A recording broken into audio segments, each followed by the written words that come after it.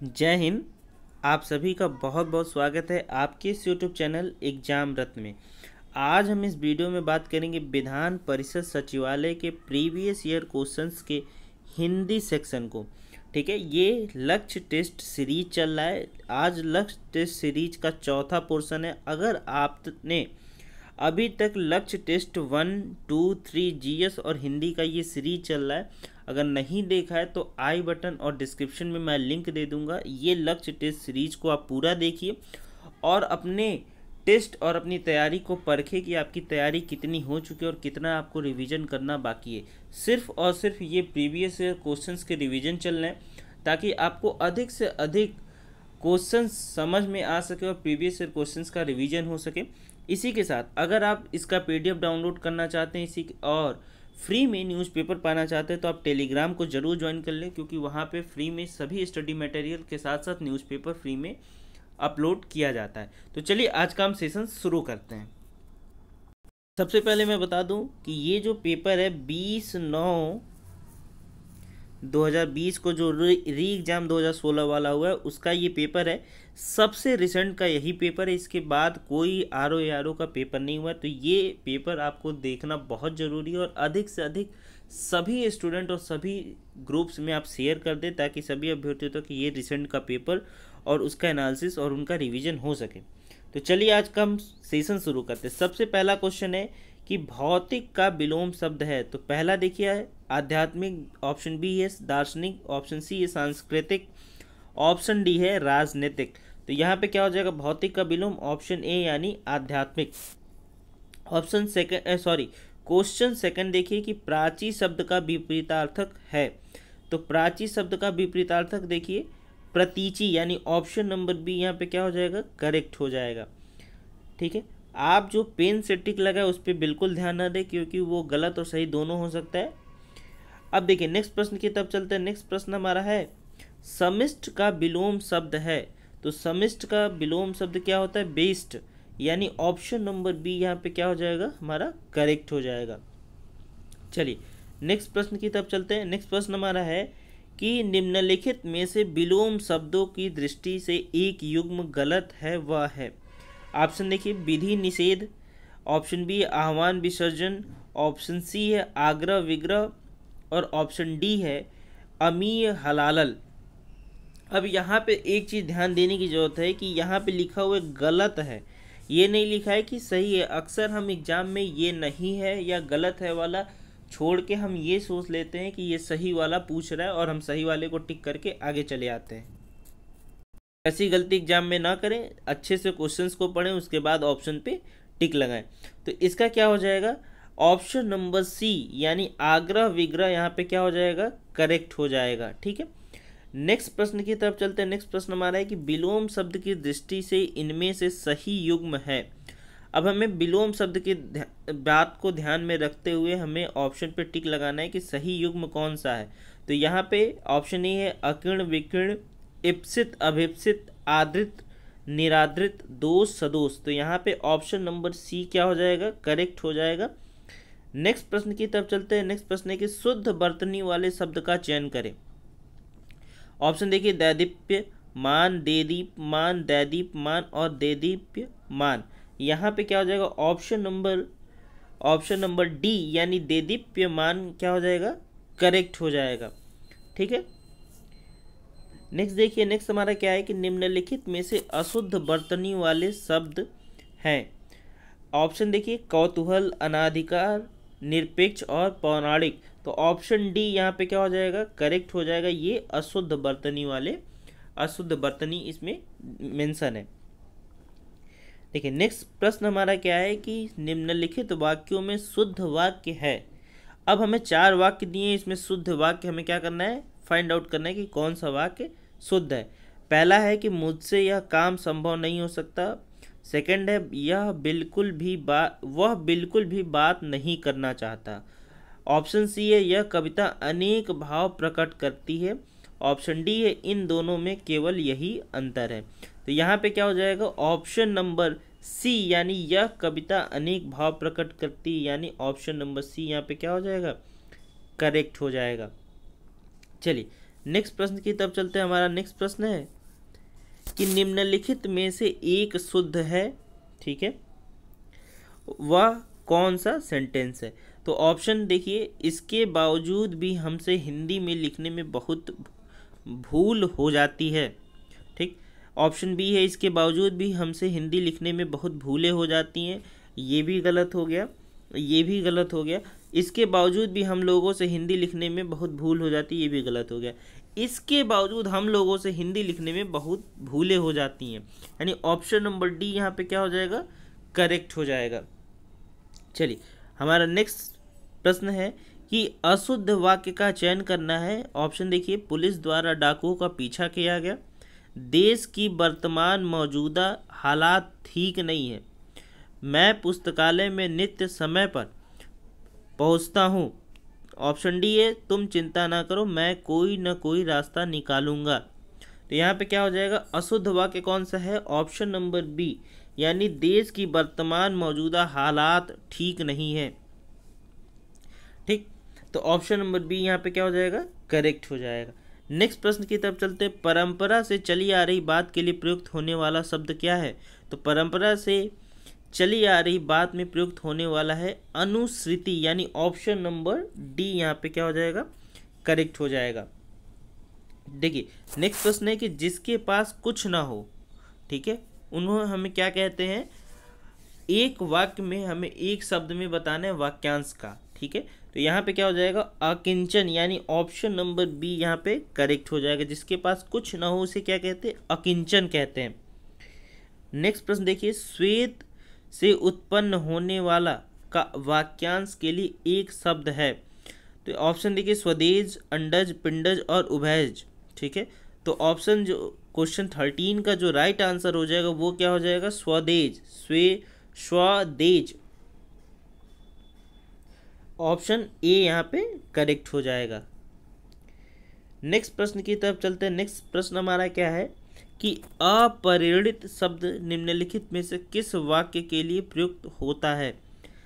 अब देखिए, ऑप्शन है, जिसका परिणाम ना निकलता हो, जिसका विवाह ना हुआ हो, जिसका विवाह हो चुका हो, जो देखने में प्रीतिकर ना हो, यानी ऑप्शन नंबर बी यहाँ पे क्या हो जाएगा, करेक्ट हो जाएगा, जिसका विवाह ना हुआ हो, यानी अपरिणित, ठीक। नेक्स्ट प्रश्न देखिए, दिया है कि निम्नलिखित में से किस वाक्यांश के लिए एक शब्द दुर्निवार प्रयुक्त होता है। तो दुर्निवार किस वाक्यांश के लिए प्रयुक्त होता है, जिसे दूर करना कठिन हो, यानी ऑप्शन नंबर ए यहाँ पे क्या हैगा, राइट आंसर हो जाएगा। देखिए, क्वेश्चन 16 यानी 16वां क्वेश्चन देखिए। भैया, अगर आपको वीडियो अच्छा लग रहा हो, समझ में आ रहा हो, तो वीडियो को लाइक कर दीजिए। चैनल पर पहली बार है तो चैनल को बिना सब्सक्राइब किए हुए नहीं जाना है, चैनल को सब्सक्राइब कर लीजिए। किसी भी तरीके का कोई भी डाउट हो तो आप मुझे इंस्टाग्राम पे फॉलो करके पूछ सकते हैं। इंस्टाग्राम आईडी का लिंक नीचे डिस्क्रिप्शन में दिया हुआ है। चलिए, अगले सवाल की तरफ चलते हैं। सॉरी, अगला प्रश्न हमारा क्या है, 17वां नंबर, 16वां नंबर क्या है, 16वां नंबर, निम्नलिखित में से तत्सम शब्द हैं। तो तत्सम शब्द कौन सा है यहाँ पे, दही, जीर्ण, गयंद या गाहक। तो ऑप्शन नंबर बी यहाँ पे क्या हो जाएगा, करेक्ट हो जाएगा।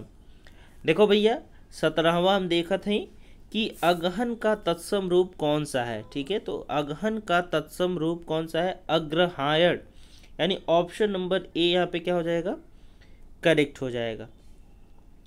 नेक्स्ट देखिए, निम्नलिखित में से तद्भव शब्द है। तो अब तद्भव यहाँ पे पूछा है, तो तद्भव क्या हो जाएगा, चतुर्दश, चतुर्थ, 14 या तत्वारी। तो ऑप्शन नंबर सी यहाँ पे करेक्ट हो जाएगा, 14। अगला प्रश्न देखा भैया, आभ्यंतर का तद्भव शब्द है। तो आभ्यंतर का तद्भव क्या हो जाएगा यहाँ पे, भीतर, अंदर की तरफ, यानी भीतर की तरफ, ठीक है। तो तद्भव पूछा है तो तद्भव यहाँ पे क्या हो जाएगा, भीतर। चलिए, अगला प्रश्न हम भैया देखें कि करपट का तद्भव रूप है। करपट का तद्भव रूप कौन सा है, ऑप्शन देखिए, कपट, कारपेट, कपूर, कपड़ा। तो यानी ऑप्शन नंबर डी यहाँ पे क्या हो जाएगा, करेक्ट हो जाएगा। देखिए, नेक्स्ट प्रश्न देखिए क्या है कि वह बहुत खाता है। इस वाक्य में बहुत शब्द किस प्रकार का विशेषण है। ठीक है। तो वह बहुत खाता, बहुत खाने की बात अगर हम कर रहे हैं तो कोई परिमाण नहीं है कि कितना ग्राम खा रहा, बहुत खाता है। एक जो लिमिट होती है नॉर्मल लोगों के खाने पीने की, उससे कहीं ज़्यादा खाता है। तो क्या हो जाएगा यहाँ पे ऑप्शन नंबर डी, अनिश्चित परिमाण विशेषण। तो ऑप्शन नंबर डी यहाँ पे क्या हो जाएगा, करेक्ट हो जाएगा। नेक्स्ट देखिए, निम्नलिखित वाक्यों में से वह वाक्य चुनिए जिसमें गुणवाचक विशेषण का प्रयोग किया गया है। ऑप्शन ए, वह नटखट बालक संगीत नहीं सुन रहा है। ऑप्शन बी, वहाँ बहुत से पक्षी उड़ रहे हैं, मैंने 10 मन गेहूं खरीदा।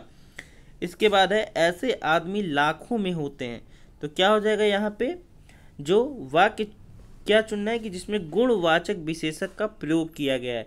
तो ऑप्शन नंबर ए यहाँ पे क्या हो जाएगा, करेक्ट हो जाएगा, क्योंकि यहाँ लिखा है कि वह नटखट बालक संगीत नहीं सुन रहा है। ठीक है, चलिए हम नेक्स्ट प्रश्न की तरफ चलेंगे। नेक्स्ट हमारा प्रश्न है, सतीश चंचल बालक है, इस वाक्य में चंचल शब्द है। अब हमें ये जो चंचल शब्द दिया है उसके हमें बताना है कि ये कौन सा शब्द है। ऑप्शन देखिए, विधेय विशेषण, गुणवाचक विशेषण, सार्वनामिक विशेषण और प्रविशेषण। तो ऑप्शन नंबर बी यहाँ पे क्या हो जाएगा, हमारा करेक्ट हो जाएगा, यानी गुणवाचक विशेषण। ये क्या है, सतीश के गुण की बात कर रहा है, यानी ये बालक क्या है, चंचल है। इसी तरीके से अगले प्रश्न की तरफ देखिए। अगला प्रश्न है कि मानसिक विशेषण किस मूल शब्द से बना है। तो मानसिक जो विशेषण किस मूल शब्द से बना है, यानी ऑप्शन देखिए, मान, मानस, मनस, मानिस। ऑप्शन नंबर बी यहाँ पे क्या हो जाएगा, करेक्ट, यानी मानस शब्द से क्या बना है, मानसिक बना है। 25वां क्वेश्चन देखिए, चारित्रिक विशेषण शब्द का मूल शब्द कौन सा है। तो चारित्रिक विशेषण शब्द का जो मूल शब्द है वो क्या हो जाएगा, चरित्र।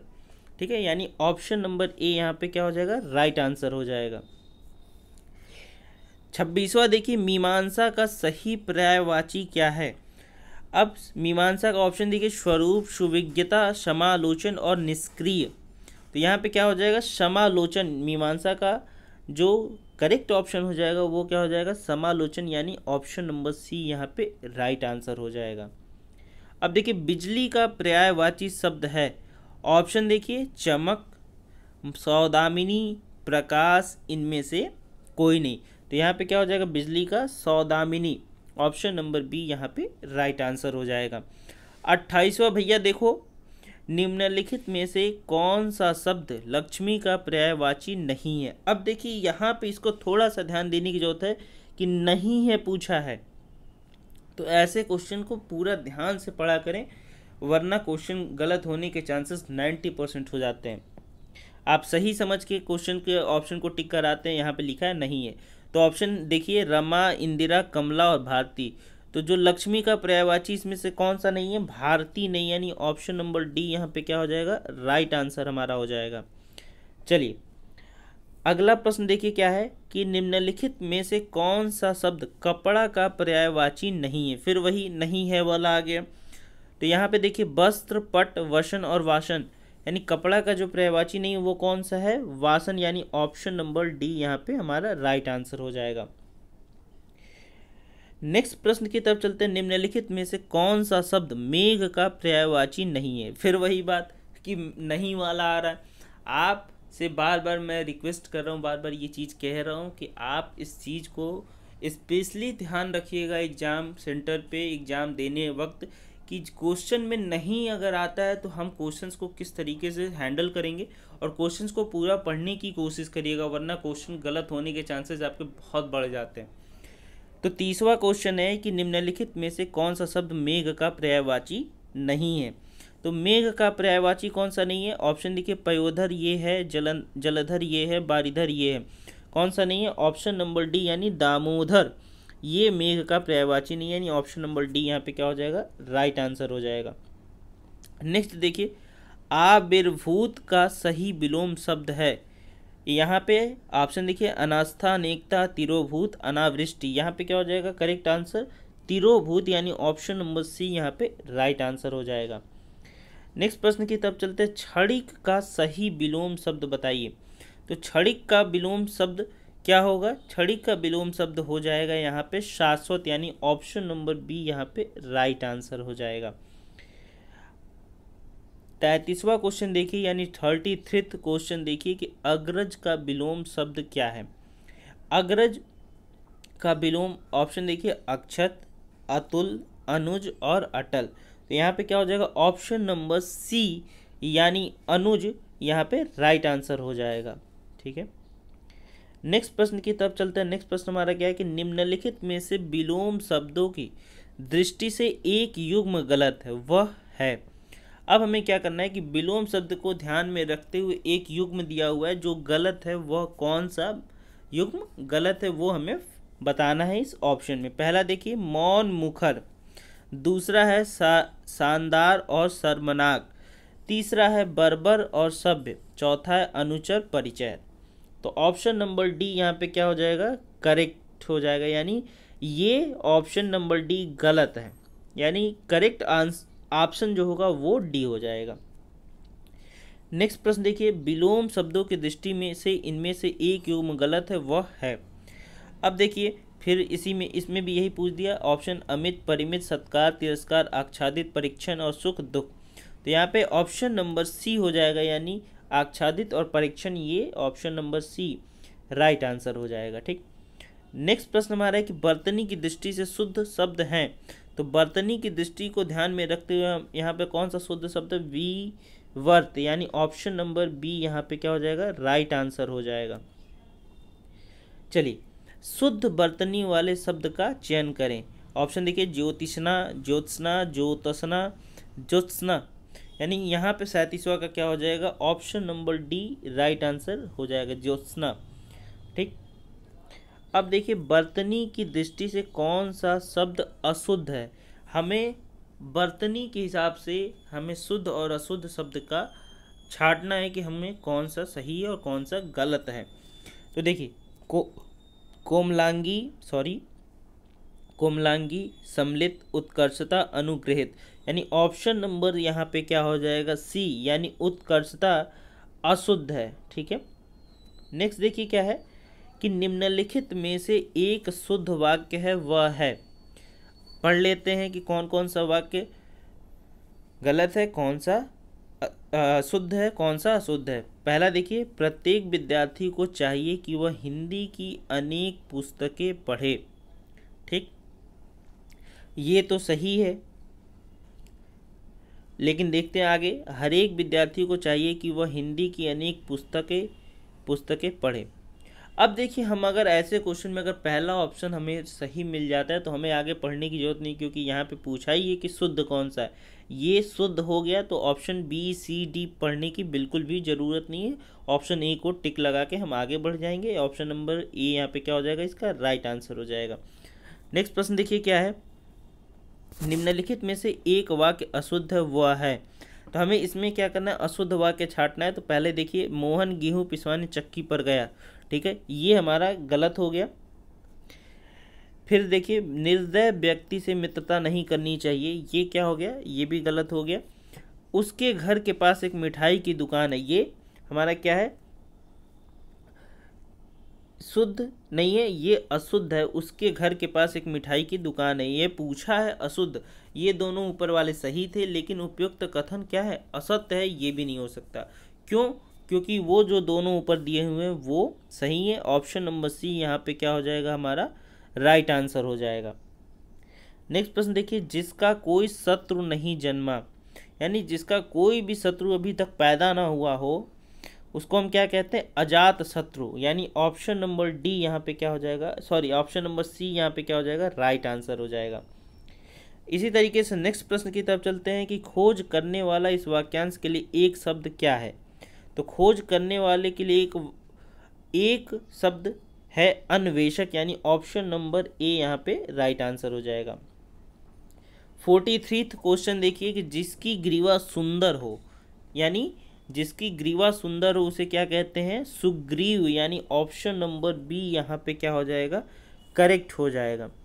44वां देखिए, जिसका अनुभव इंद्रियों द्वारा न हो सके, इस वाक्यांश के लिए एक शब्द क्या हो जाएगा? इस वाक्यांश के लिए एक शब्द सिर्फ अतीन्द्रिय, यानी जिसका अनुभव इंद्रियों द्वारा न हो सके उसे अतीन्द्रिय कहते हैं, यानी ऑप्शन नंबर बी यहाँ पे राइट आंसर हो जाएगा।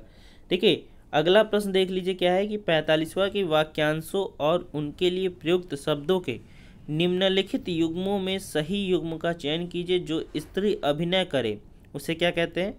अभिनेता। अब हमें सही युग्म का चयन करना है, तो ये तो गलत हो गया। जो स्त्री अभिनय करे उसे अभिनेत्री कहते हैं, ये गलत हो गया। जो व्याकरण जानता हो व्याकरणिक, ये भी गलत हो गया।